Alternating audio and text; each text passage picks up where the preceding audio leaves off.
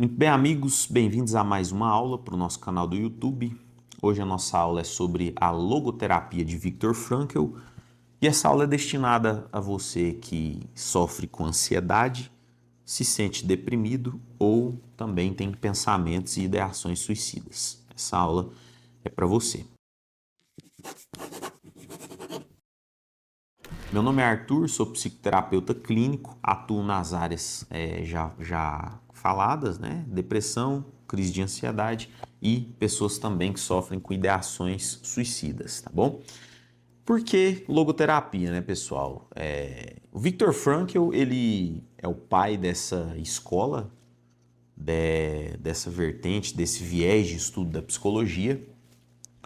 E a história de Frankl é muito bonita.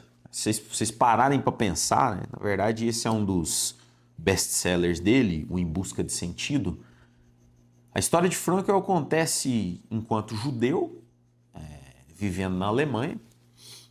Foi um psiquiatra, teve a oportunidade de dar aulas em lugares como Harvard, Stanford, Dallas, Pittsburgh. Foi um médico psiquiatra muito renomado. Só que judeu, né? Viktor Frankl era judeu. Então, no século XX, ali, durante os campos de concentração da Alemanha nazista, ele foi capturado. Ele foi capturado pelo partido nazista. Foi enviado aos campos de concentração. Seus pais também foram. A sua esposa grávida também foi levada aos campos de concentração. E ele perdeu todos eles, né? Todos eles. Ele, depois que ele sai desses campos, ele tem a notícia que sua esposa tinha falecido nos campos de concentração, todos eram judios, né?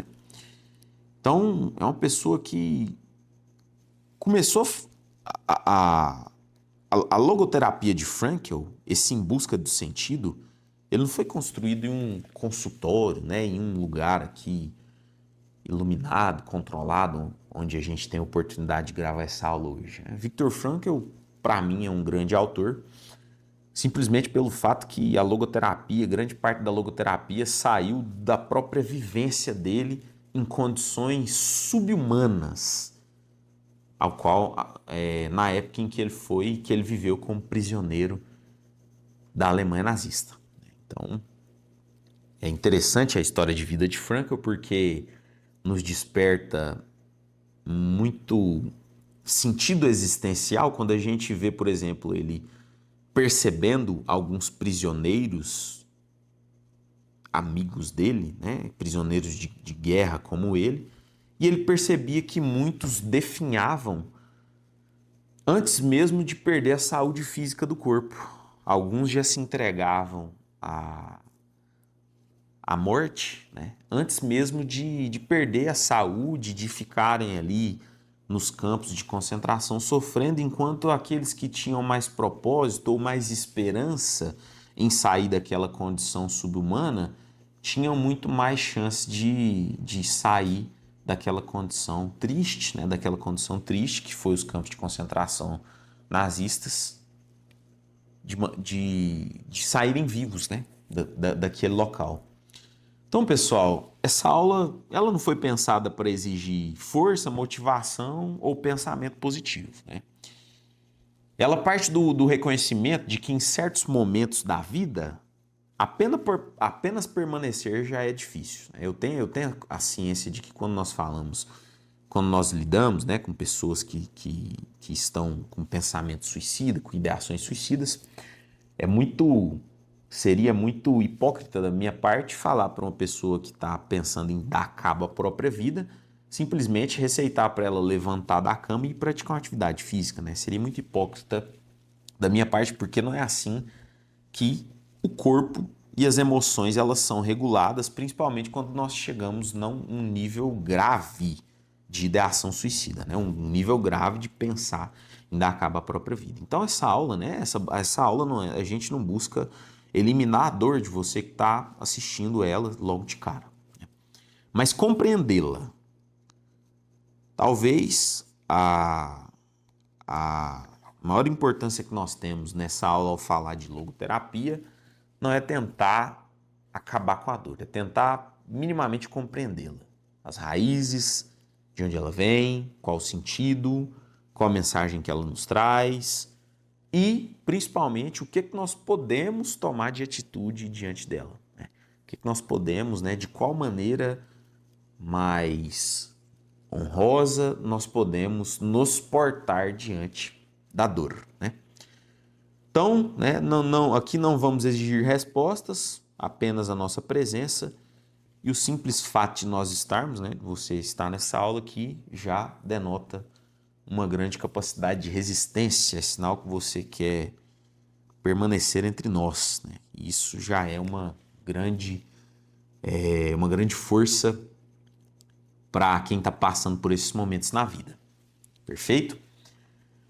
Então, pessoal, o sofrimento, né? O sofrimento, ele existe. O sofrimento, na verdade, ele é algo que cerceia o ser humano desde o seu berço até o túmulo. Difícil a gente achar um homem na Terra, um ser humano na Terra, que tenha passado nessa Terra sem sofrer. Aqui eu faço um adendo para o cristianismo, aos que são cristãos. Jesus Cristo talvez foi, né, o maior exemplo de perfeição que nós temos, né, nós que acreditamos em Cristo temos, e talvez foi a pessoa que mais sofreu ao passar nessa terra. Então, o sofrimento, né, estar vivo, talvez seja sinônimo de ter que lidar com dores e sofrimentos. É inato da nossa condição humana, o sofrimento.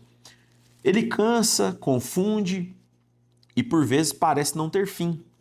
Mas ele não define quem você é, nem esgota o valor da sua vida. Essa é a afirmação central que sustenta a logoterapia de Frankl.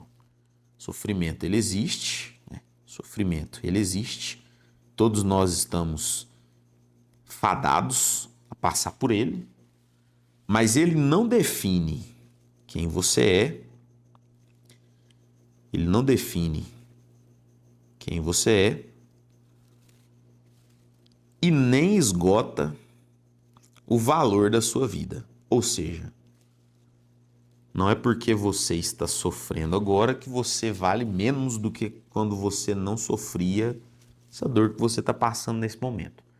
Proposta muito interessante da gente pensar, porque tem muita gente, às vezes, que por se achar fraco, por se atribuir uma fraqueza, acha que vale menos, né? Mas por que isso está passando comigo? Por que comigo e tal? Aí olha outros momentos da vida em que não estava sofrendo com essas ideações e começa a se rebaixar. Só que Frankl é bem claro na logoterapia de falar que o nosso sofrimento não define quem nós somos, né? Não define quem nós somos e muito menos esgota o valor da nossa vida. É uma fase, transitório, né? Todo sofrimento é transitório.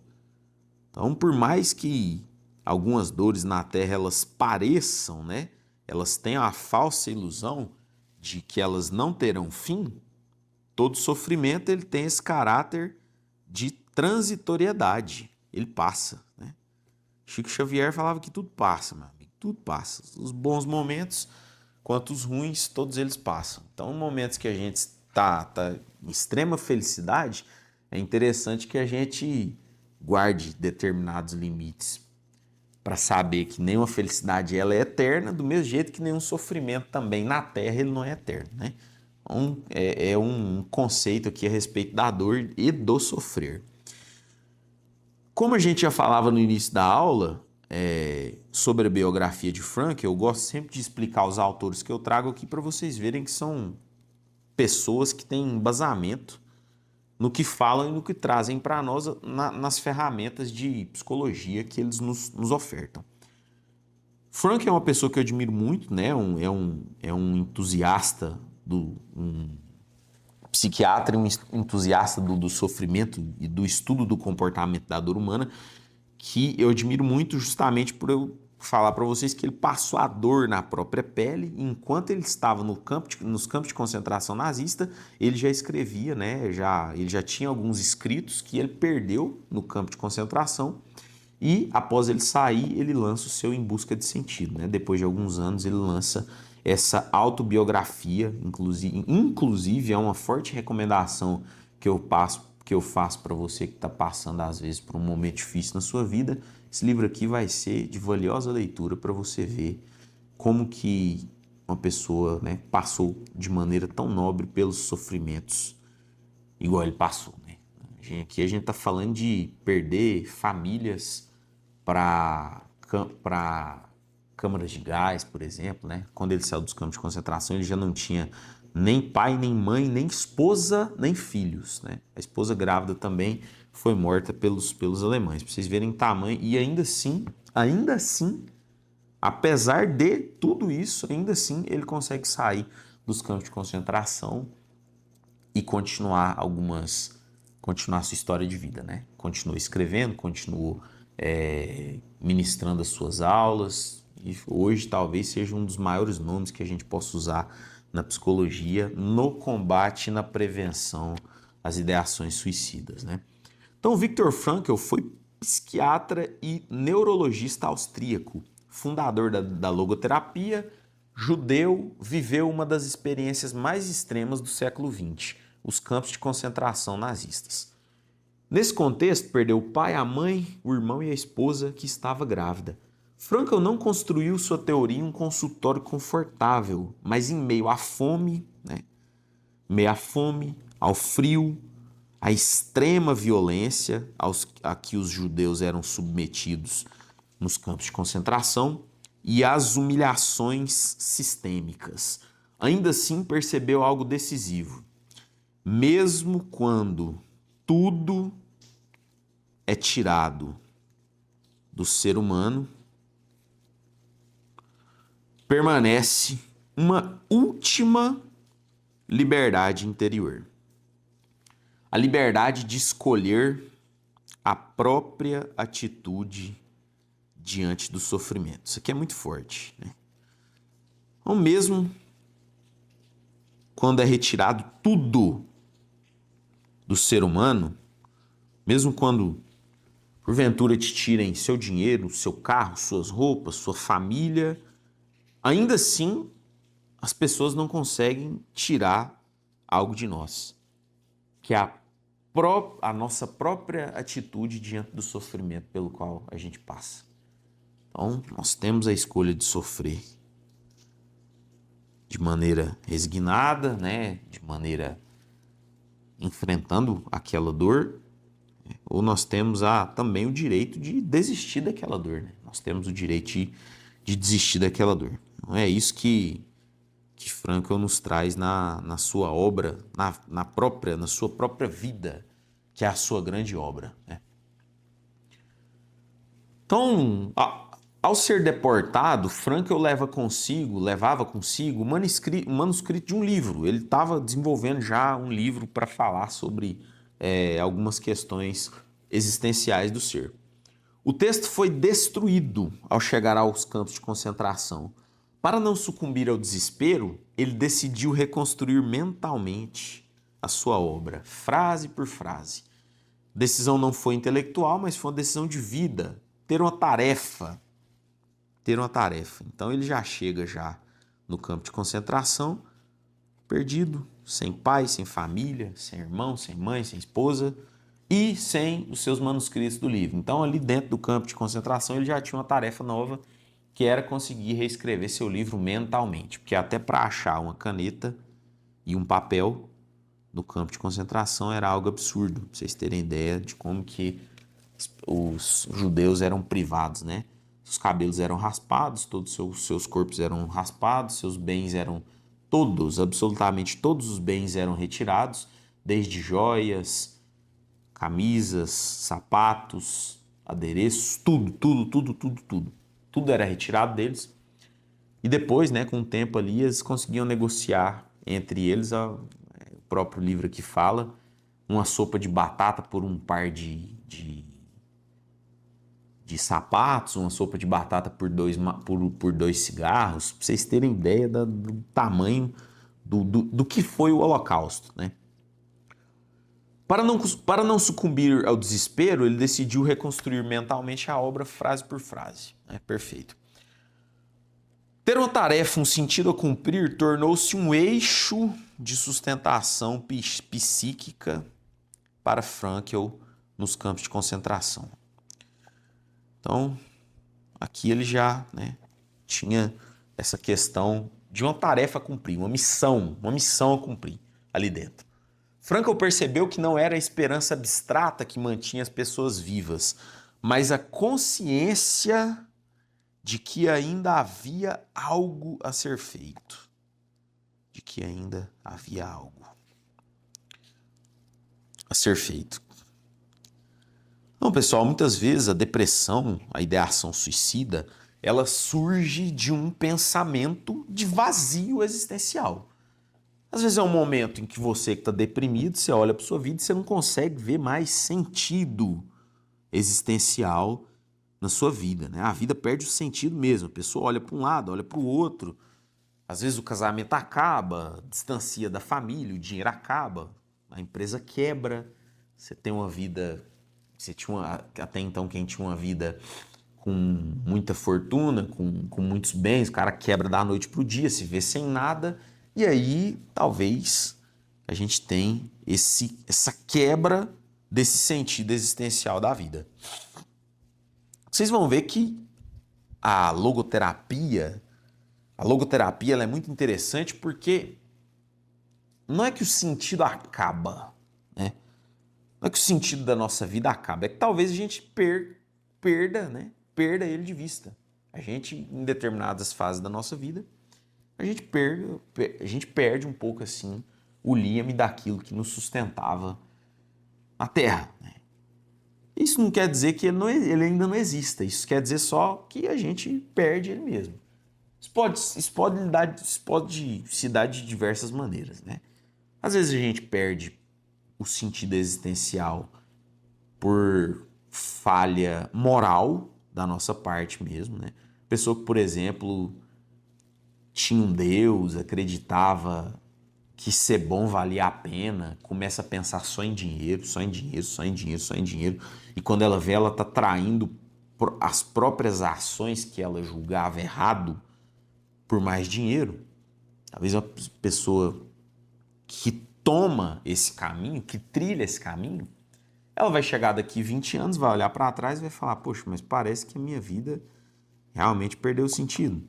E vocês podem ter certeza que os consultórios eles estão abarrotados de pessoas que viveram uma vida inteira pensando em matéria, em posse, e quando chegam ali na sua meia vida e tal, elas olham para trás e falam, mas me parece que não consigo achar mais tanto sentido no que me motivou a chegar até aqui.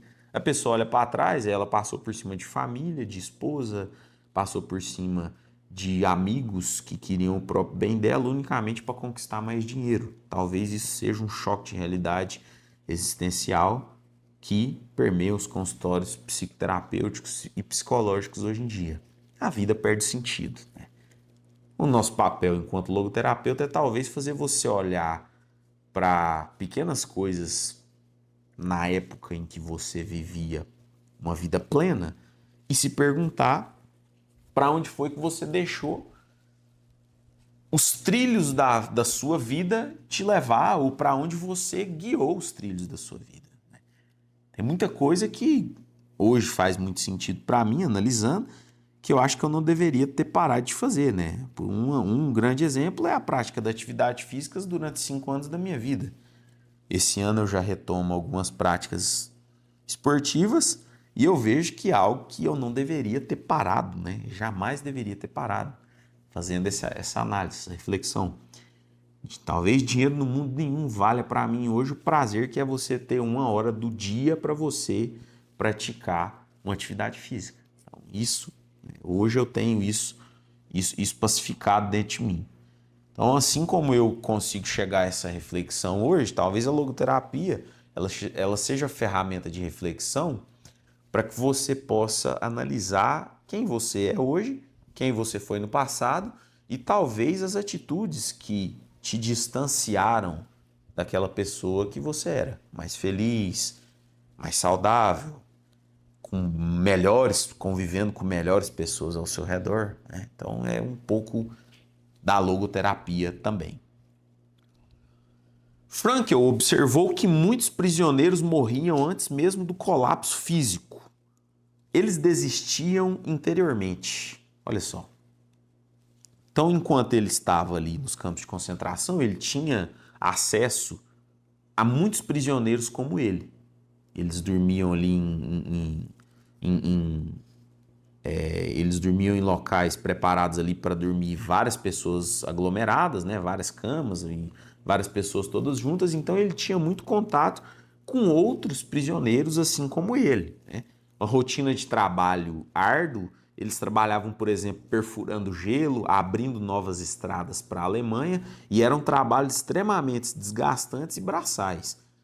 Os judeus trabalhavam 20 horas por dia, 18 horas por dia, até desmaiar, né? Até desmaiar. Até desmaiar para chegar um soldado alemão e chutar a costela do cara e mandar ele levantar, e se ele não levantasse, já mandava ele para a câmara de gás. Pra vocês terem ideia do tamanho da insanidade que foi o Holocausto. Os caras trabalhavam até a morte mesmo, né? Até a própria destruição do corpo físico.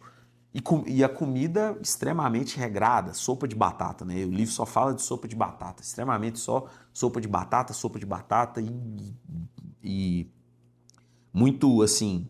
Você vê que os corpos judios começavam a tomar postura de corpos cadavéricos mesmo, né?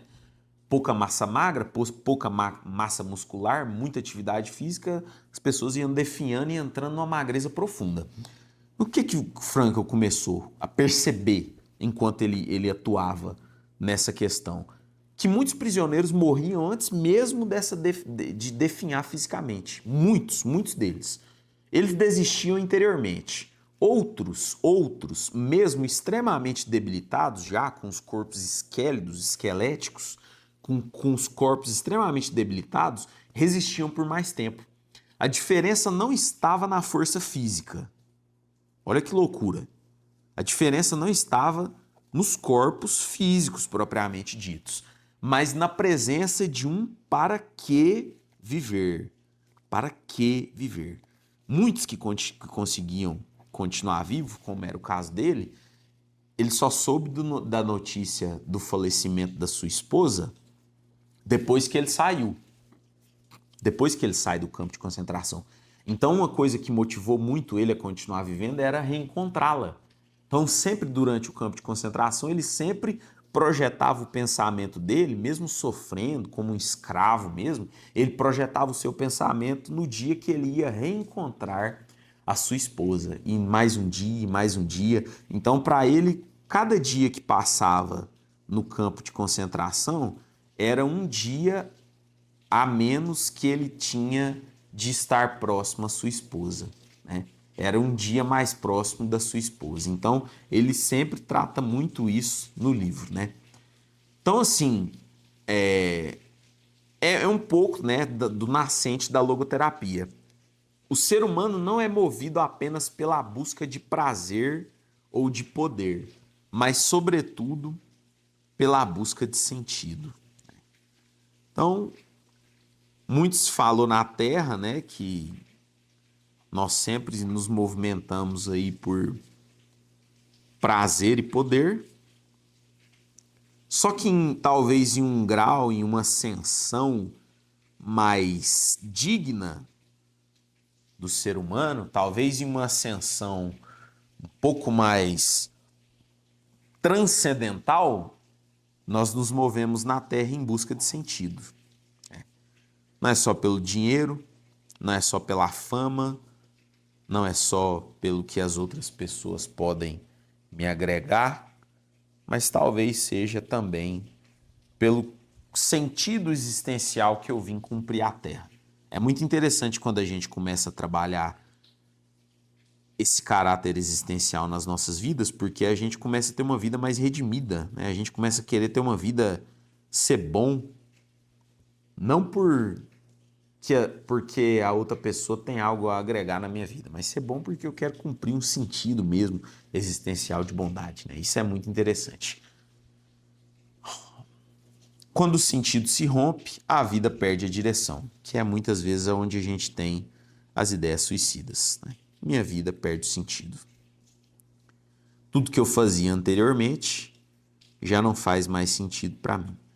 Então, talvez A maior ferramenta que nós temos para tratar da ideação suicida é adquirir novos sentidos na vida. É adquirir novos sentidos na vida. Caso, por exemplo, de pessoas que têm muito dinheiro, que é muito comum, né? A pessoa compra tudo que ela quer, cara. O dinheiro é uma ferramenta tão interessante que no Brasil poucas pessoas detêm grandes fortunas. Mas aquelas que detêm também, não raras vezes os consultórios chegam queixas de quem as detém, falando que já comprou de tudo, cara. O cara já comprou de tudo, já comprou todos os relógios que ele queria, todos os carros, todas as casas. Cara, zerou a vida, visitou 88 países no mundo e ainda assim, né, chega depois de ter feito tudo isso, cara, talvez a vida perde sentido, entendeu? Então aí é uma fase na sua vida que você tem que ressignificar mesmo o dinheiro para você. Olha, por que não ajudar também? Por que não se permitir ficar feliz usando o dinheiro não só para o próprio prazer, mas para ajudar também outras pessoas? Vocês conseguem entender? Porque das pessoas que mais passaram nessa vida espalhando felicidade, talvez vocês verem, por exemplo, o exemplo de Madre Teresa de Calcutá, pessoa que morreu sem nada, doou tudo que ela podia, né? Os contatos com os políticos era até interessante, as entrevistas. Os políticos perguntavam o que eles podiam ajudar, ela jogava tudo para o hospital que ela queria construir, né? O hospital, inclusive, que ela construiu, né? Que levou o nome dela depois e tudo mais. Então, é uma reflexão que eu faço a respeito de paralelos que, principalmente sobre grandes fortunas, tem muitas pessoas, às vezes, dotadas de muito dinheiro que realmente perdem o sentido existencial na vida porque chega um determinado momento que a pessoa não quer mais nada, cara. Não tem mais nada para ela comprar, já comprou tudo, já provou tudo que ela queria. Vazio existencial, ansiedade e depressão. Talvez sejam o que nós mais somos assolados hoje, né? A geração Z, pessoas aí, crianças de 14 anos, 15 anos de idade, se sentindo extremamente deprimidas, com vontade de dar cabo à própria vida, é algo também corriqueiro nos consultórios, né? Quando o sentido se enfraquece ou se perde, surge o chamado vazio existencial. Ele se manifesta como ansiedade difusa, depressão, sensação de inutilidade e, em muitos casos, ideação suicida. A logoterapia não entende esses estados apenas como doenças, mas também como sinais. Era o que nós falávamos. Não é só, né, algo para a gente medicar, mas são sinais, né? Eles indicam que algo essencial foi rompido. A relação da pessoa com o significado da própria existência.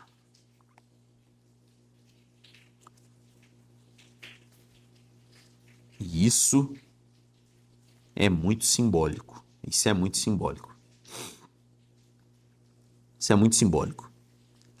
A pessoa queria passar num concurso ali de promotor, por exemplo, né? A pessoa almejava ali passar num concurso de uma promotoria, ainda jovem. Talvez a pessoa, o propósito dela para ser um concursado era fazer justiça, era atuar por um país mais justo. A pessoa passa numa faculdade de medicina lá no começo da vida, com 17, 18, 19 anos. Talvez a sentido existencial dela seria salvar vidas. E às vezes o tempo passa e a rotina nos corrói. E quando você olha o paralelo dessas mesmas pessoas com 50 anos de idade, a pessoa já não está nem fazendo, nem olhando, o médico não está nem olhando nos olhos do seu paciente, pensando só em dinheiro. Então,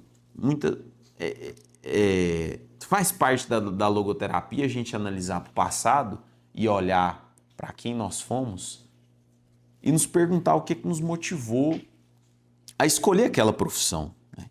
O que nos motivou a escolher aquela profissão? Será que foi só o dinheiro? Será que foi só as coisas boas que eu posso usufruir daquilo, ou não tinha um caráter, um sentido mais nobre por trás das minhas escolhas? Porque se a gente não fizer as manutenções diárias dos nossos porquês, se nós não fizermos as manutenções diárias dos nossos porquês, é muito provável que a gente caia, principalmente nesse século neocapitalista que a gente vive, neoliberal, é muito provável que a gente caia em ideias, arrastados por ideias e influências das outras pessoas. Muito provável que a gente caia. Muito mesmo. Né?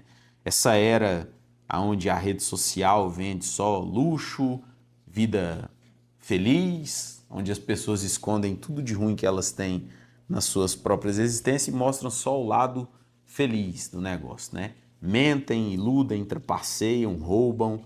É muito provável que se você não acorde todos os dias e você não faça a manutenção do porquê da sua vida, que você caia em filosofias de Instagram, por exemplo, em filosofias de digitais influencers, né? Pessoas que vendem cassino, né? É o combo, geralmente, DH, eu chamo do combo do caos, né? Cassino, droga, que mais? Estética avançada a um nível absurdo, ninguém está satisfeito com mais nada do corpo, todo mundo está querendo ter dopamina barata com cassino, fast food, comida miserável mesmo, quanto mais lixo, sem nutriente nenhum, quanto mais lixo tiver, melhor para o corpo, né? Aí você fica com um corpo esquélido, seguindo pessoas que ditam padrões de beleza e padrões de felicidade que não são nada felizes, né? Muito pelo contrário, um vazio existencial do caramba. Isso é uma vida ali, né? O combo do caos, talvez nos dias de hoje, ele é apresentado nas redes sociais como uma vida teatral, talvez, né? Uma peça de teatro. De tal maneira que você olha aquilo e fala, cara, nem esse cara acredita nisso que ele está falando. O cara, né, ele, fielmente, ele olha o perfil dele, o que ele prega no perfil, nem ele acredita nele. Ele sabe que aquilo ali é uma técnica, né, de persuasão muito grande para enganar as outras pessoas, para vender, às vezes, uma vida que não é real, E às vezes você quer, por exemplo, você quer ver o que é realidade? Assiste uma entrevista atual do Whindersson Nunes falando sobre os problemas que ele tem hoje na vida, mesmo com toda a fortuna dele. Você quer ver o que é real? Abre um podcast do Whindersson Nunes e vai lá recente e vê ele falando sobre como que ele foi, né? Como que as escolhas que ele foi tomando na vida e os rumos para o qual foi levando ele e o que ele achou disso tudo, mesmo tendo uma fortuna, né, gigantesca. Aí você começa a pegar o Whindersson Nunes, você pega mais, né, mais pessoas, mais artistas famosos que estão lidando com depressão, ideações suicidas, aí você vai ver o que é verdade. Aí num podcast desse você vê o cara falando verdadeiramente sobre a vida dele, aqueles que têm coragem, né? Mas não é aquele negócio ali, não é aquele negócio, aquele feed de Instagram perfeito, né? Aquele feed de Instagram sorrindo, ei, você e tal, você quer ter um carro igual ao meu, você quer ter uma vida igual a minha, você quer ter um rosto perfeito igual ao meu, um corpo perfeito igual ao meu. Eu acho que até... na verdade, eu sei muito bem por que o ser humano se sucumbe a isso, que é pelo dinheiro, porque dá dinheiro, né? A desgraça. É duas coisas que vendem muito, né? É a desgraça e a sensação da felicidade extrema. São duas coisas que vendem muito. O meio termo nunca vende. Ou você alcança pessoas nas suas redes sociais vendendo uma desgraça extrema, ódio extremo, ou vendendo sweet dreams, vendendo um céu de algodão doce, onde a sua vida é perfeita e nada acontece, né? A parcimônia, conteúdos como esse, como a gente cria aqui, eu tenho certeza que ele não é nem um pouco viral, porque ele não desperta dopamina barata, ele não te dá gancho viral para te reter a atenção, e a única coisa... Eu não quero te vender nada, absolutamente nada. E a única coisa que eu quero aqui talvez seja despertar a consciência de quem sofre para que muita coisa que a gente vive ao nosso redor é teatral, né? Que às vezes a pessoa acha que é só ela que está sofrendo. Cara, seu influencer preferido ali que está postando uma foto numa mansão de 200 milhões, ele tem talvez problemas existenciais maiores que o seu. Tem problemas existenciais maiores que o seu.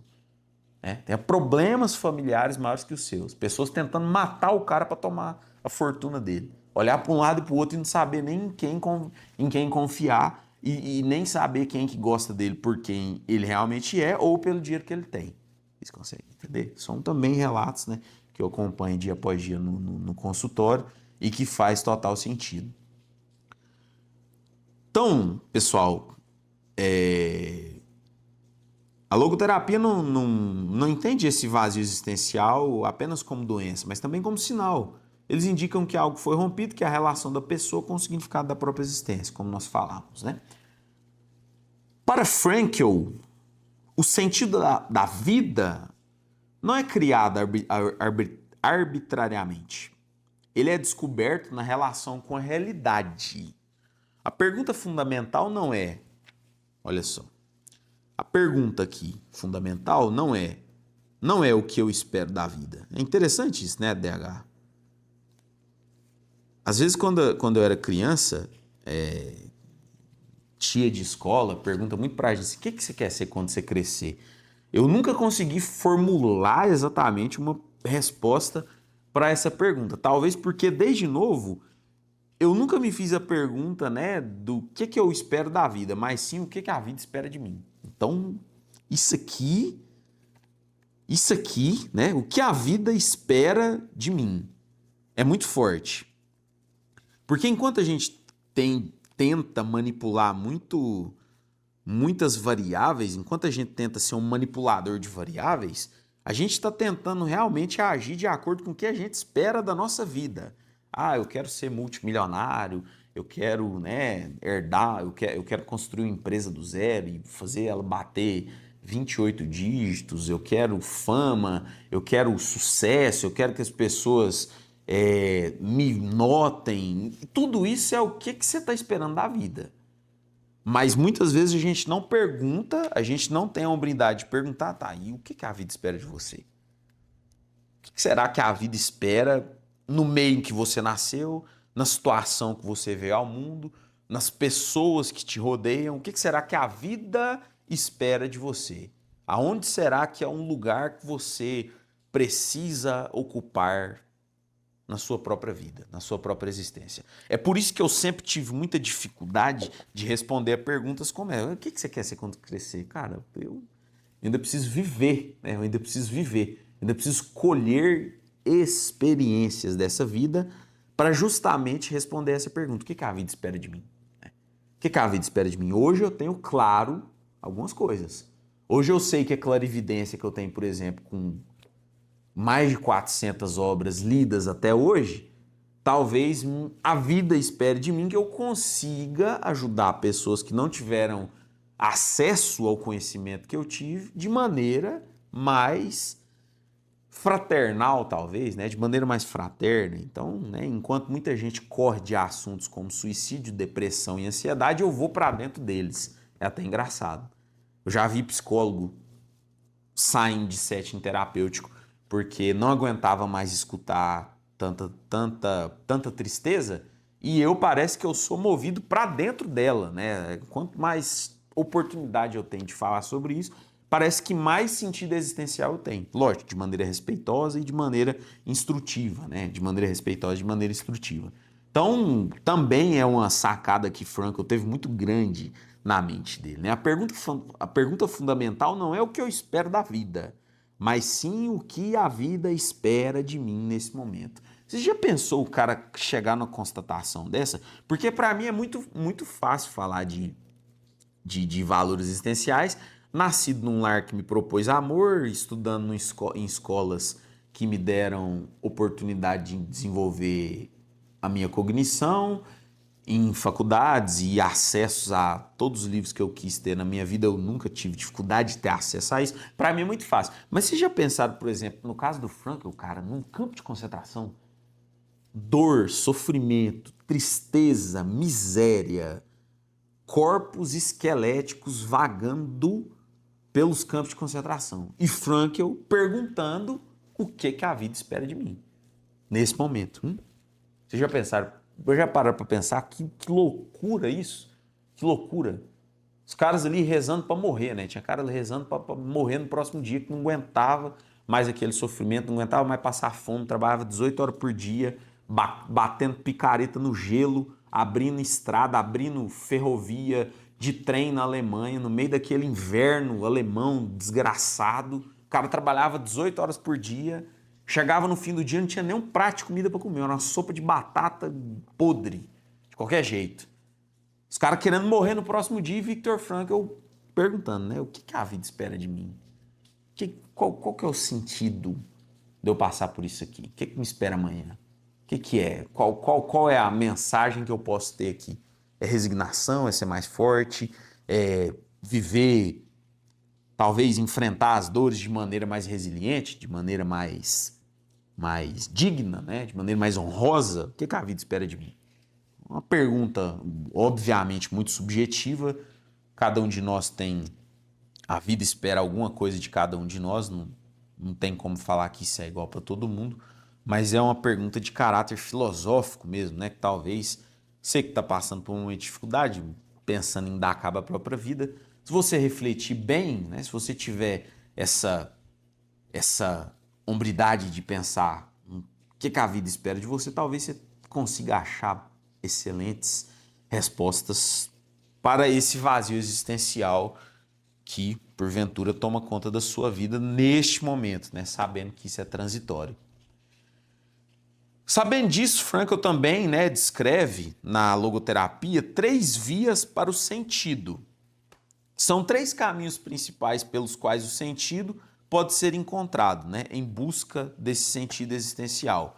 O primeiro caminho é o caminho da criação. Aquilo que fazemos, produzimos ou realizamos. Em momentos difíceis, o sentido pode estar em tarefas pequenas e simples. Olha que bacana, né? Em momentos difíceis, o nosso sentido de criação pode estar em tarefas pequenas e simples. Às vezes, levantar da cama já é um ato carregado de significado e de coragem. A pessoa está deprimida, não quer levantar da cama. Levantar da cama e escovar os dentes para ela já é uma big vitória, né? O cara estava querendo ficar ali deitado ali até 4 horas da tarde. A pessoa levanta da cama e escova os dentes. Prepara um alimento. Ó, opa, o dia já está melhor. Para quem não saía nem de dentro do quarto, você conseguiu levantar, escovar seus dentes, fazer uma comida, já é um vitorioso. Já é um vitorioso. É igual a pessoa que está muitas vezes, por exemplo, né, comparando fisicamente, você tem às vezes uma pessoa que está com obesidade mórbida, você não espera que aquela pessoa vá levantar da cama e vá correr uma maratona de 40 quilômetros, meu amigo. Você não espera isso de uma pessoa de 200 quilos. É impossível. Do mesmo jeito, se o peso dos seus problemas emocionais estiverem grandes demais, não espera que você vai sair da sua casa, abrir o portão, sorrir e dar bom dia para todo mundo. Não é isso. São pequenas ações. São pequenas vitórias diárias.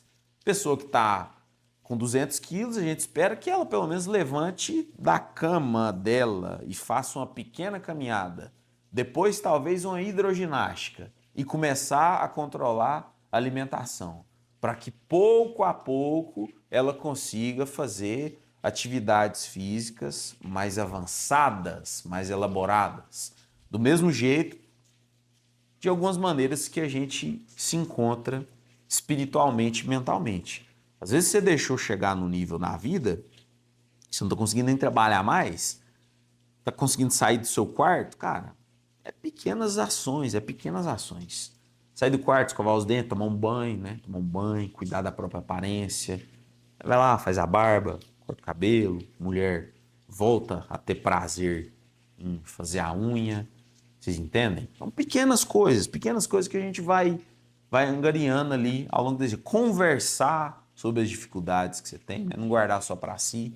Procurar auxílio psicoterapêutico e psiquiátrico nesse momento, fala muito alto, que às vezes as pessoas guardam coisas para si que não é para guardar, né? Sentimento guardado, né? Sentimento triste guardado vira câncer, vira tristeza, vira dificuldades mil na nossa vida, né?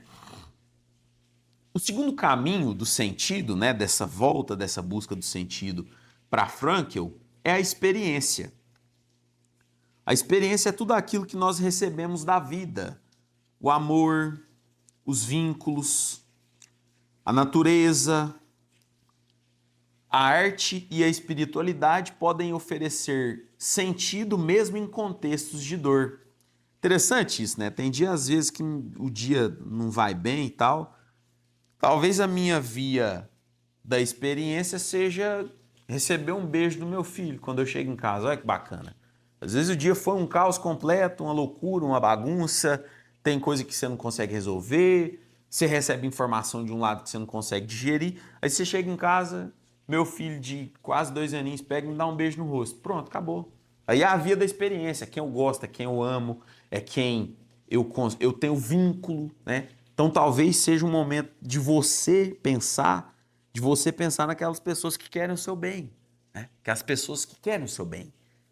Sua mãe, seus avós, seus tios, seu pai, quem te criou, quem te deu amor, quem te ofereceu apoio, aos amigos, aquelas pessoas que gostam de você pelo que você é, entendeu? Pelo que você já entregou de bom na vida. Seus gatos, seus pets, cachorros, né? Porventura. Talvez também a via da experiência é algo que nos volte a dar sentido. Ah, eu tô triste, mas, pô, sou amado, né? Sou amado. Se não tiver ninguém, Deus. Você é amado por Deus, né? A vida, por mais você vê pessoas aí que às vezes foram abandonadas pelos pais e que conseguem ter uma vida tão bonita ainda, né? A pessoa foi adotada por outra família, nem conheceu a mãe biológica dela ou o pai biológico e ainda assim consegue levar uma vida surreal na Terra, justamente porque voltamos àquele contexto que Frankl fala. Não é o que você espera da vida, né? Não é o que você espera da vida, mas é o que a vida espera de você. É o que você faz com aquilo que fizeram de você. Talvez seja muito sobre isso, né? O que você faz com aquilo que fizeram de você. Então, nesse contexto, a via, né, o caminho do sentido, da busca e da volta do sentido da experiência é um caminho muito válido. E o terceiro caminho é o caminho da atitude.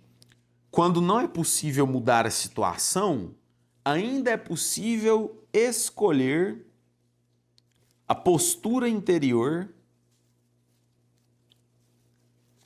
com que se enfrenta o sofrimento. Quando não é possível mudar a situação, ainda é possível escolher a postura interior com que se enfrenta o sofrimento. Este é o ponto mais profundo da logoterapia.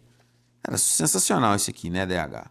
Isso aqui eu começo a falar disso aqui, talvez eu lembre também do Calvário, né, a crucificação de Cristo. Cara, foi uma morte absurdamente dolorosa e humilhante, né? A crucificação, além de ser uma morte exclusiva para bandido, coisa que Cristo nunca foi na Terra, ainda teve vieses de crueldade, né? Não foram lá simplesmente pregar Jesus na cruz, não. Açoitaram, coroa de espinho na cabeça, caminhada com a própria cruz até a via sacra, né? A questão da via sacra. Então, ainda fora uma morte extremamente humilhante, porque só ladrão era crucificado, ainda teve os requintes de crueldade ainda, né? Ainda teve os requintes de crueldade. Em todo momento que você pega o Novo Testamento para ler a Bíblia, você nunca vê Jesus resmungando, reclamando, o cara só olhar ali de tristeza e tal, e resignação interior. Tipo assim, podem fazer o que quiser comigo, só não vão conseguir me tirar da minha linha de raciocínio existencial. Então, uma pergunta muito forte também, né?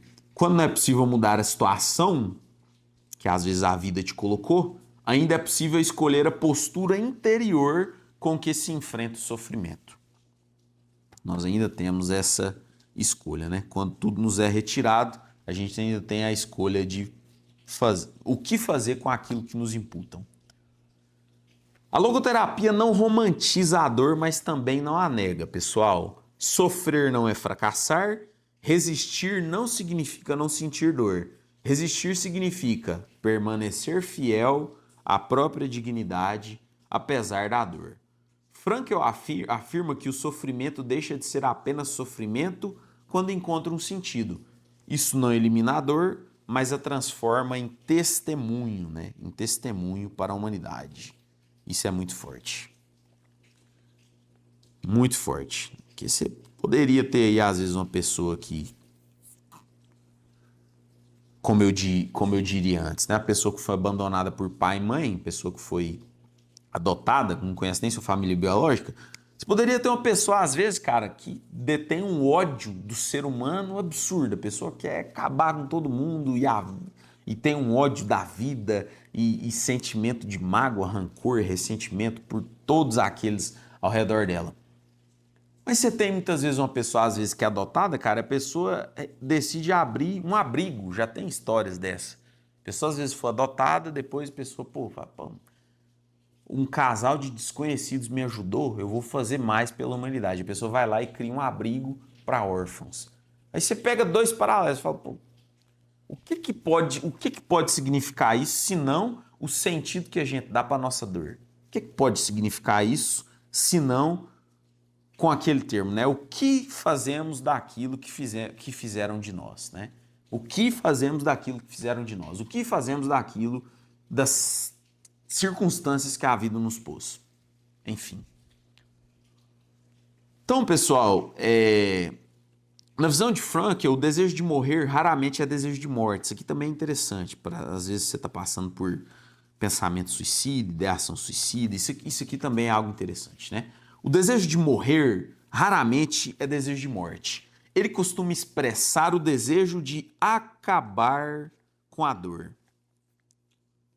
A maioria dos suicidas não querem acabar com a própria vida. A maioria dos suicidas querem acabar com a própria dor. De descansar, né? Vontade de descanso, de escapar de um vazio que parece insuportável. A resposta da logoterapia é firme e compassiva. Enquanto há vida, há uma tarefa, pessoal. Enquanto nós temos dia, né? Os dias são dados para o ser humano melhorar. Eu acredito fielmente nisso. Enquanto nós temos vida, nós temos algo de útil para fazer nessa terra. Já me encontrei bastante depressivo em algumas fases da minha vida, já tive que lidar com alguns pensamentos depressivos já, e eu vejo, né, em todas as fases que eu passei por isso, eu vi que enquanto eu existir, ainda tem algo útil que eu possa fazer, ou algo útil que eu possa conhecer que eu não conhecia, né? Então, olhando hoje, o que antes parecia montanhas intransponíveis, gigantescas, hoje eu vejo que foram pequenos degraus para que talvez eu conseguisse chegar onde eu cheguei nos dias de hoje, né? Talvez fossem pequenas provas para me mostrar certos caminhos, certos padrões de comportamentos em pessoas, né? E certos padrões de comportamentos também em mim, né? Porque também não adianta só a gente culpar quem está ao nosso redor. A gente também tem as nossas parcelas de culpa naquilo que sucede conosco, né? Eventualmente. A gente tem que olhar e falar, pô, quem eu fui? Quem eu sou? Será que eu sou um cara de fácil convivência? Será que eu sou um cara, mas ninguém gosta de mim? Tá, beleza, mas será que você é um cara que você pelo menos preza para que as pessoas queiram estar perto de você? Porque tem gente, cara, que às vezes é uma rabugem sem fim. O cara solta dardo, tiro e facada para tudo que é lado. Não tem como você querer que uma pessoa fique perto de você, que você cative pessoas, se você for um poço de amargura, né? No consultório, às vezes, chega caso dele, ninguém gosta de mim. Ninguém gosta de mim. Vamos pelo começo. Como é você com as outras pessoas? Ah, mas é porque eu sou muito explosivo, que eu tal. Aí você começa a ver o porquê que às vezes a pessoa não tem ninguém do lado dela, porque ela é um poço de amargura. Não faz a própria parte. Então também essa autoanálise, né? Essa autoanálise, essa autorreflexão, esse encontrar-se com si mesmo, encontrar-se consigo mesmo, olhar no espelho e ver os nossos defeitos também é uma big de uma qualidade existencial que a gente pode desenvolver, né? A resposta é firme. Enquanto a vida é uma tarefa, mesmo que hoje essa tarefa seja apenas não desistir.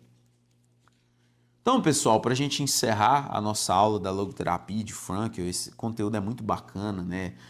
Buscar sentido existencial é algo que é muito interessante. Você que está, por exemplo, com ideação suicida, é uma ferramenta muito grande, né? Muito grande para que você possa desenvolver na vida.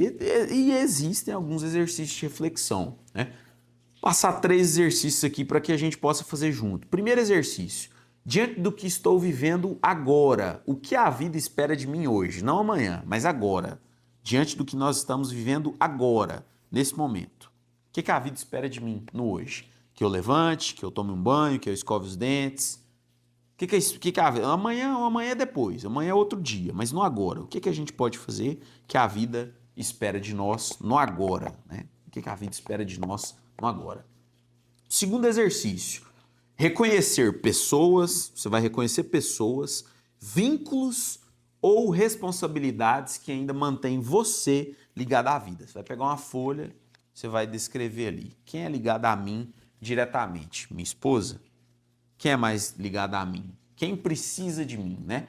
Quem tem esse elo de vínculo e responsabilidade comigo na vida? Minha esposa? Meus filhos? Meus pais? Meus avós? Amigos, meus pacientes, quem mais? As pessoas que assistem às minhas aulas, quem mais? Você vai fazer uma lista de pessoas que você ainda tem vínculo ainda, mesmo de forma frágil. Meu amigo do serviço, meu cachorro, né? Você vai designar essa lista. E o terceiro exercício, identificar algo que não pode ser mudado no momento. Você vai identificar algo que não pode ser mudado no momento, por exemplo, um luto. Vamos supor, minha mãe faleceu, né? Tô passando por um momento de luto, minha mãe faleceu. Algo que eu não consigo trazer minha mãe de volta à vida. Impossível, não consigo reviver minha mãe.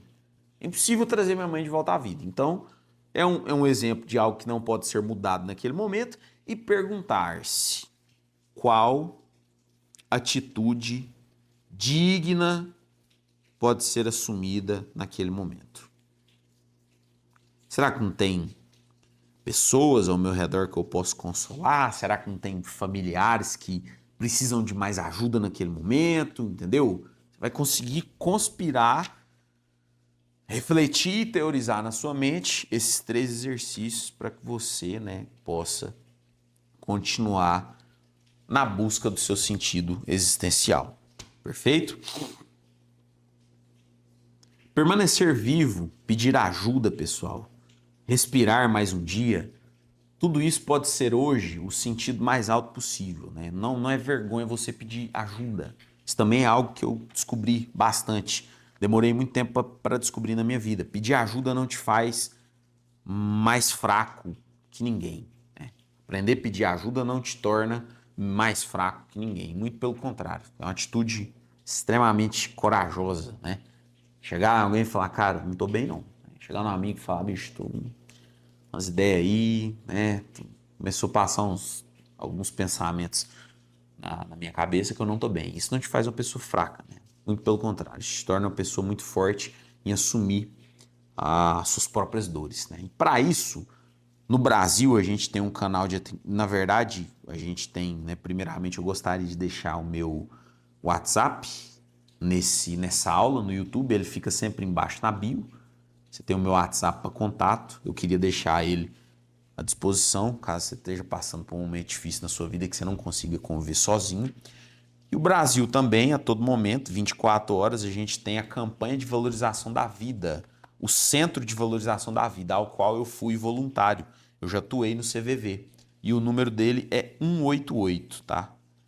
Funciona 24 horas, você sempre tem um voluntário disponível para conversar com você a qualquer momento que você queira.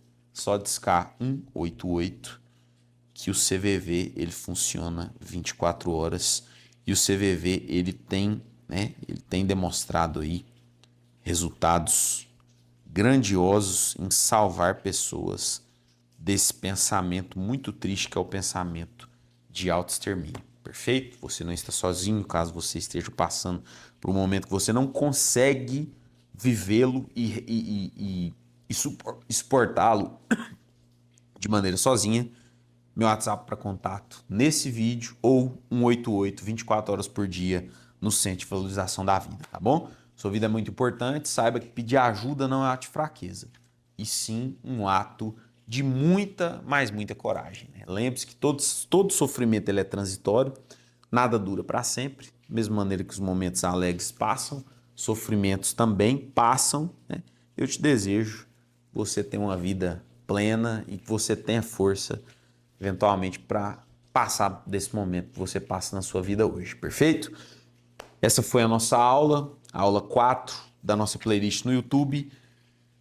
Curta esse vídeo, pessoal, compartilhe com quem você acha que é importante, o seu feedback é muito importante para nós. Às vezes você não tem ideação suicida nesse momento, mas você conhece alguém que está passando por isso e que precisa escutar, manda esse vídeo para a pessoa, deixe seu feedback, coloque seu comentário, muito importante para que a gente continue melhorando os nossos trabalhos, tá bom?